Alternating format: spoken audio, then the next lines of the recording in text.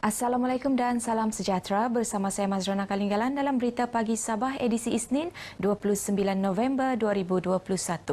Kita mulakan dengan persidangan beberapa bahagian Parti Pribumi Bersatu Malaysia Bersatu yang berlangsung semalam.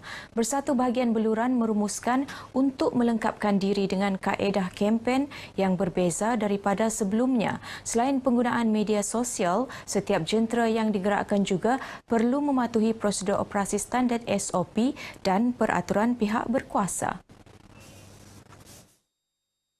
Mengambil kira situasi pilihan raya negeri di Melaka baru-baru ini, antara kaedah kempen secara dalam talian adalah pendekatan terbaru yang boleh digunakan untuk memenangi hati pengundi.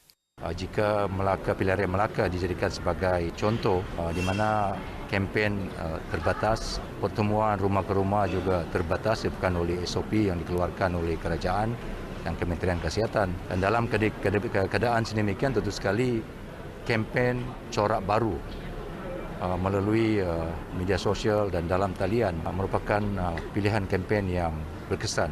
Beliau ditemui media selepas merasmikan persidangan Parti Pribumi Bersatu Malaysia Bersatu bahagian Beluran 2021 di Dewan Serbaguna Beluran. Bersatu Beluran kini mempunyai lebih 8,000 keahlian dengan 104 cawangan. Beralih pula kepada persidangan Parti Pribumi Bersatu Malaysia Bersatu bahagian Beaufort. Persidangan yang dihadiri 110 ahli bersatu itu telah membentangkan 6 usul. Antaranya jawatan Ketua Menteri dihadkan tidak lebih 2 penggal serta mendukung kepimpinan Presiden Tan Sri Muhyiddin Yassin dan Pengerusi Bersatu Sabah Datuk Seri Panglima Haji Jinor. Sekiranya berlaku PRU pada bila masa, saya yakin jentera kami, parti kami bersedia bila-bila masa saja kerana saya yakin kepada jentera saya, pada pimpinan saya yang bekerja daripada dahulu dan saya yakin mereka akan buat yang terbaik. Saya melihat bahawa orang-orang muda ini perlu kita santuni dengan kita mengetahui apakah hasrat mereka, apakah kehendak mereka. Apakah ada dalam isi hati mereka itu? Bagaimana kita boleh memperjuangkan mereka? Bagaimana mereka boleh bersama-sama terlibat dengan kita? Persidangan tersebut telah berlangsung di Dewan Pamusa Beaufort. Sementara itu, persidangan Parti Pribumi Bersatu Malaysia Bersatu bahagian Kinabatangan sebulat suara merumuskan 2 usul iaitu menghadkan jawatan Ketua Menteri serta memperkasa Gabungan Rakyat Sabah GRS. Persidangan tersebut telah berlangsung di Dewan Terbuka Majlis Daerah Tongot. Usul menghadkan jawatan Ketua Menteri iaitu tidak melebihi 2 penggal manakala usul memperkasa Gabungan Rakyat Sabah GRS adalah melalui cadangan kerjasama strategik ahli dan komponen parti gabungan berkenaan.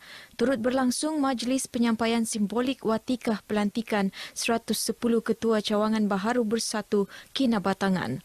Saya telah memberikan peringatan kepada semua ahli akar umbi, terutamanya pimpinan di peringkat cawangan, bahawa prinsip terpenting adalah kesetiaan kepada parti dan kepatuhan kepada arahan-arahan parti. Sebab ini memberikan kesan yang berpanjangan terhadap kelangsungan sesebuah parti politik. Setakat ini Bersatu Kinabatangan mempunyai sebanyak 183 cawangan. Beralih kepada perkembangan semasa COVID-19. Semalam, Sabah meneruskan tren penurunan dengan jumlah kes baharu sebanyak 408 kes, menurun 30 berbanding sebelumnya. Ia menjadikan jumlah kumulatif 232,490 kes. Menteri Kerajaan Tempatan dan Perumahan yang juga jurucakap COVID-19 negeri Datuk Seri Panglima Masih Dimanjun dalam kenyataan berkata, Kota Kinabalu kekal mencatat jumlah kes baharu tertinggi iaitu 88 kes.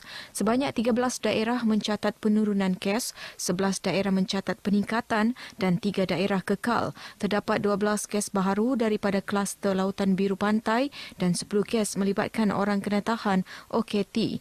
Manakala 2 kematian dilaporkan iaitu masing-masing 1 di Kota Marudu dan Keningau. Dalam pada itu, Datuk Masidi berkata pengisytiharan wilayah Persekutuan Labuan kembali kepada zon merah adalah satu peringatan kepada semua penduduk di negeri ini bahawa trend jangkitan boleh bertukar sekelip mata sekiranya gagal mematuhi prosedur operasi standard SOP. Sementara itu, sejumlah 555 pesakit sembuh setakat semalam menjadikan jumlah kumulatif 221,928 orang.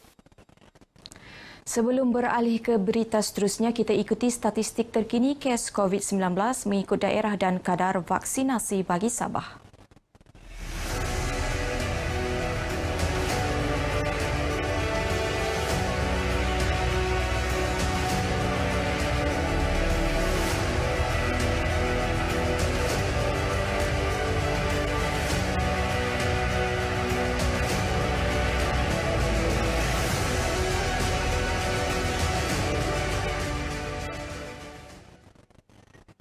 Parlimen Pensiangan antara kawasan yang bakal menerima limpahan kemakmuran berikutan pemindahan ibu kota Indonesia ke Kalimantan. Ini adalah kerana kedudukan parlimen tersebut yang bersempadanan sekaligus menjadi pintu keluar dan masuk ke negara berkenaan. Antara pembangunan awal dibuat ialah pembinaan Kompleks Kastam, Immigration, Kuarantin dan Keselamatan CIQS yang akan meningkatkan aktiviti perdagangan dan sebagainya. Dalam belanjawan tahun 2022, kerajaan telah meluluskan pembinaan CIQS di daerah kecil Pegalongan. Ini merupakan antara langkah pertama untuk kita membangunkan kawasan-kawasan sempadan Sabah dengan Kalimantan untuk kita menyambut limpahan ekonomi. Beliau berkata demikian ketika ditemui media pada program Ramah Mesra YB Timbalan Menteri Kerja Raya bersama media Zon Pedalaman Sabah di Keningau. Selain itu, jalan perhubungan ke Pegalongan kini sedang dalam pelaksanaan seperti yang telah diumumkan dalam bajet 2022. Terdahulu berucap merasmikan majlis berkenaan, beliau turut menyeru Persatuan Wartawan Keningau KJA agar dapat mencari dan melatih lebih ramai pelapis kewartawanan. Turut diadakan penyampaian sijil penghargaan kepada ketua-ketua Jabatan Agensi Kerajaan bagi kawasan pedalaman atas serta ahli-ahli KJA. Penyertaan 81 persatuan etnik berbeza di Sabah dalam sambutan Hari Deepavali peringkat negeri membuktikan kesepakatan semangat perpaduan dalam kalangan masyarakat. Menerusi ucapan perasmian, Ketua Menteri Datuk Seri Panglima Haji Jinor mahu perpaduan antara kaum perlu terus disuburkan namun mestilah mematuhi prosedur operasi standard SOP. Teks ucapannya disampaikan pembantu kepada Ketua Menteri Datuk Abidin Madingkir. Ini kali yang sedikit berbeza. Kita ikut skop baru sikitlah, norma baru. Saya berjaya meletakkan komuniti India into the setting of kita punya komuniti sini. Masyarakat ini bukan di sini saja hari ini habis, dia akan berterusan di kawasan masing-masing. Kami telah mengajukan permohonan untuk menyelesaikan masalah banjir di kuil tersebut. Seluruh penganut Hindu Kuil Sri Subramanian, terima kasih kepada kerajaan negeri, terutamanya Ketua Menteri kerana bantuan yang diberikan sebanyak RM100,000 pada hari ini. Sementara itu, tetamu yang hadir memberikan reaksi senada. Perayaan etnik ini amat baiklah diadakan oleh Kebudayaan Negeri Sabah, terutama di bawah kepimpinan JRS ini. Sebenarnya perjumpaan berbagai etnik, berbagai kaum di Sabah ini adalah amat baik untuk menyatu padukan perpaduan kaum. Ini nampak unik kan? Kita di Sabah di mana kita dapat menjalinkan satu program dan menanya tidak pilih atau mengira bangsa, agama dan juga kepercayaan itulah. Bersyukur karena kita boleh merayakan satu perayaan bangsa lain, khususnya orang-orang India, dan kita turut merasa bahwa kita adalah masyarakat yang penuh dengan keharmonian kaum dan begitu aman damai khususnya di negeri Sabah.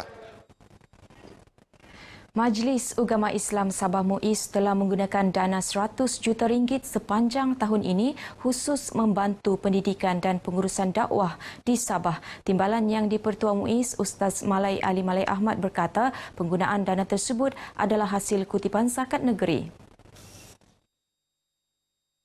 Sejumlah RM1,5,240 bantuan bulanan asnaf tahun 2021 serta RM5,000 bantuan pengurusan dan aktiviti dakwah disumbangkan kepada Badan Dakwah Daerah Ranau dalam Majlis Penyampaian Bantuan Ihsan Komputer Baik peringkat daerah Ranau.